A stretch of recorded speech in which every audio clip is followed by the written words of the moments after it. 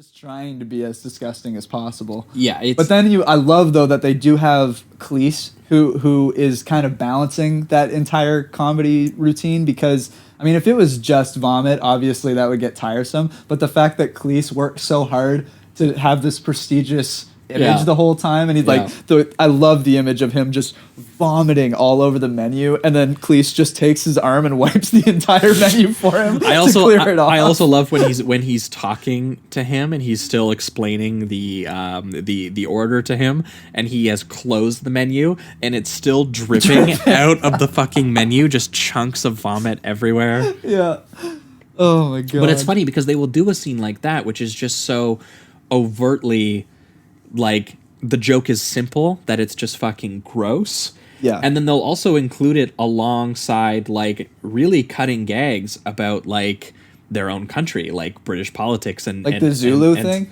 Yeah, and it reminds me of the bit in the Holy Grail. I don't know if you remember it, the one where King Arthur is walking to the castle and he meets up with the peasants, and there's this really incredibly articulate peasant who said, "Oh yeah," he talks about the economy. Yeah, and he's just like, "Well, how did you become king, eh? Exploiting workers by hanging on to dated imperialist dogma, which perpetuates the economic and social differences in our society." And he's just like, "Oh, all right, well, I hadn't thought about it that way." I hadn't thought about it. Oh yeah, that's so a like great part. like these guys are very clearly like educated guys, and they have very they have things that they want to say about the world and how we feel about the world, and they want to do that and also be absolutely hilarious. Yeah, and they aren't willing to compromise on sometimes life is fucking gross, sometimes life fucking sucks for people. What I love their approach of that is that it's not like, it never feels like, even though there's darkness to the jokes because they're revealing truths about the world, it never feels like dark comedy. Even some of the darkest shit, like that Zulu scene, when, like, for instance, they walk out and you just see a British soldier slice off like he's a cut up hot dog or something like that, and it's just a thing that passes as the camera's panning, and they have so many kind of gross inner jokes like that, but they always still feel lighthearted in an odd way, you know?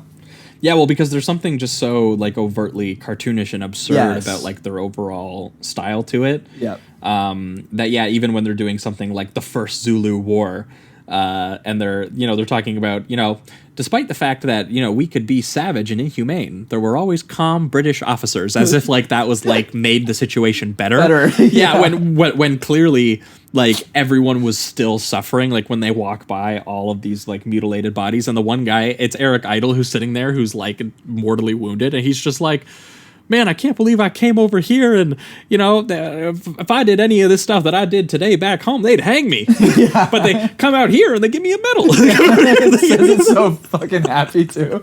Like, there's like an optimism to that somehow. Oh man. Yeah. I also love, like, even really funny pun kind of jokes, like the one in the tent where it's just like he's like, "All right, we'll get together a party." "Now's not the time, man. A search party." "Oh, all right, yes, of course." Like, just like, and there's a difference too, because that is, you can interpret that as like kind of a corny pun joke, but the delivery is fantastic.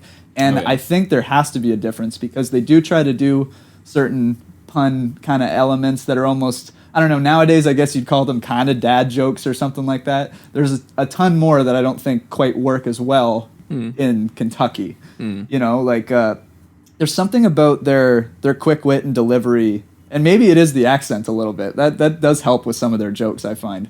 But I think delivery is a big part of it. Because there is an air of pompousness that gives you that British, like, respectability. Right. Which they even, like, I love when they make fun of that. Which makes it on. funny when they get silly. Yeah. Like when they constantly make any American that's on screen just very, like, loud and boisterous, and then all of the British people are very like tea and crimpets, and the way that they mock those two cultures are pretty hilarious. And also doing that kind of voice, but talking about something like kind of like sexual or gross is also kind of funny. Like, sure. Like that bit where one of my favorites, honestly, is they're sending out all the kids after they do the musical number about how they have to sell all the kids for scientific experiments because they can't afford it. Just a line of kids going out. Just an endless line of kids in the background of this shot of this Protestant guy basically being like, those god dang Catholics, and they're just getting us all these kids.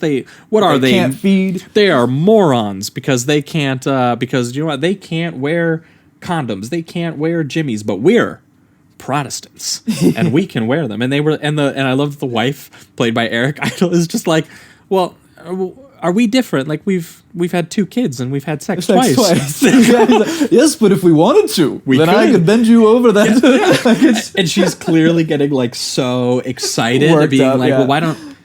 Could you go and do that? And he's like, well, no, I don't want to. But I could. But we could. I could walk into Harry's department store and I could ask him for a French tickler because I am a Protestant. So proudly.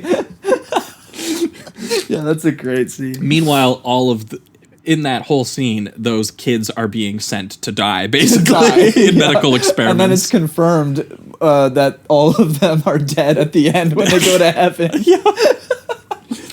And they're all, what I love too about that scene when they get to heaven is like the everybody is so stoked. Even like the 7-year-old children that died because of experimentation, or like the Zulu fighters. Heaven is like a Vegas showroom. With the showgirls have like fake